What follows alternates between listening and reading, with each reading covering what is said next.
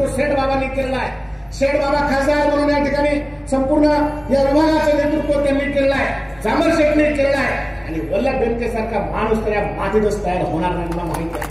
कारण त्या माणसाने चालवलेला तालुका असताना राकट स्वभाव आज अतुल दादाच्या थोड्या थोड्या वाक्यामध्ये मला दिसतंय। अतुल दादा त्या मगाशी म्हणले की याचं काय करायचं, याचं काय करायचं, 2 वाक्य बोलले ते नेमके बेनके साहेबांसारखे बोलले।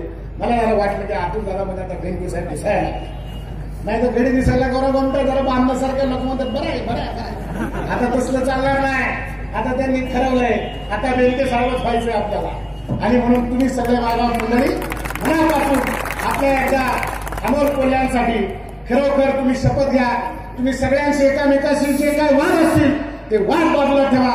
आणि आमच्यासारखा 4 वर्ष काम करणारा माणूस बाजूला गेलाय आणि शिरूर हडपसर भोसरी आणि सगळे भाजपचे लोक आपल्याला मदत करणार आहेत, तुम्ही काळजी करू नका। कारण ह्या माणसाने एकाही भाजपच्या आमदाराला नीट म्हणलेलं नाही। आमच्या तालुक्यात आल्याच्या नंतर तो म्हणतो बाबूरावने माझ्या पाठीत खंजीर खुपसला, महेश दादाकडे गेल्याच्या म्हणतो माणूस कसला कुणाचंच ऐकत नाही आणि वेगवेगळ्या पद्धतीने महेश दादाला बोलतो।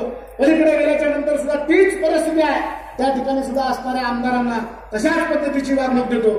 खेडमध्ये आल्याच्या नंतर सुद्धा आपण या ठिकाणी असंच सांगतो, पण खेडचा आमदार सुरेश गोरे हे फक्त आणि फक्त आपल्या अमोल कोल्ह्यांच्यामुळे आमदार आहे, तुम्ही काळजी करू नका।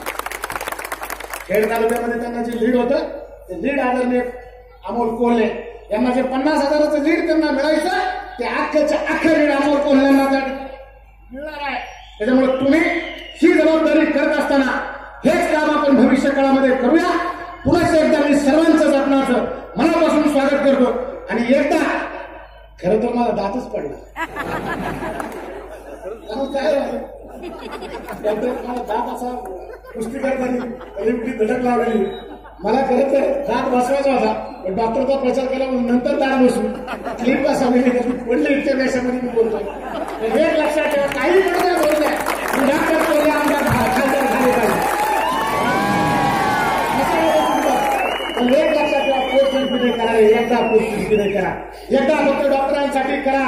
आपल्या तालुक्यातला सुपुत्र आहे खरोखर एकदाच आपल्या संभाजी महाराजांसाठी करा।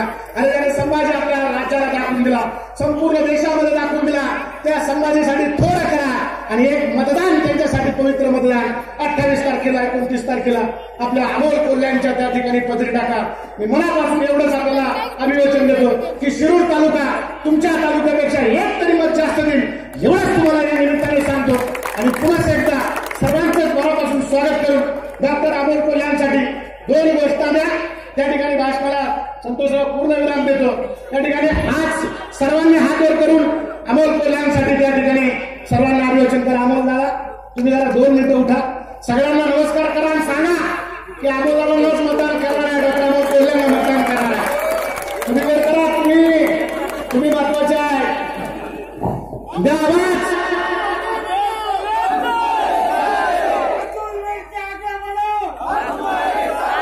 छत्रपती शिवाजी महाराज